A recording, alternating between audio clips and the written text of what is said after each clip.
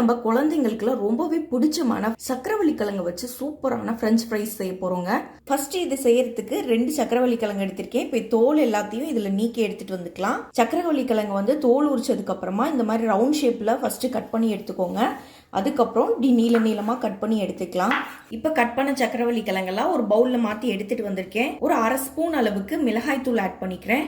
1/4 spoon அளவுக்கு மிளகு தூள் சேர்த்துக்கிறேன். 1/2 ஸ்பூன் அளவுக்கு உப்பு சேர்த்துக்கிறேன். 1 ஸ்பூன் அளவுக்கு அரிசி மாவு சேர்த்துக்கிறேன். 2 ஸ்பூன் அளவுக்கு கார்ன்ஃபிளவர் சேர்த்துக்கிறேன். எல்லாத்தையும் சேர்த்து நல்லா மிக்ஸ் பண்ணிக்கலாம். இப்போ நல்லா மிக்ஸ் பண்ணியாச்சு. ஒரு 5 நிமிஷம் இது அப்படியே இருக்கட்டும். இப்போ ஒரு பேன்ல தேவையான அளவு எண்ணெய் விட்டு நல்லா சூடு பண்ணியிருக்கேன். எண்ணெய் நல்லா சூடானதும் நம்ம ரெடி பண்ணி வச்சிருந்த இந்த சக்கரவள்ளி கிழங்கு எல்லாத்தையும் ஒன்னொன்னா போட்டு ஃப்ரை பண்ணிக்கலாம். அப்ப 2 பக்கமும் நல்லா திருப்பி விட்டு ஃப்ரை பண்ணிக்கலாம்.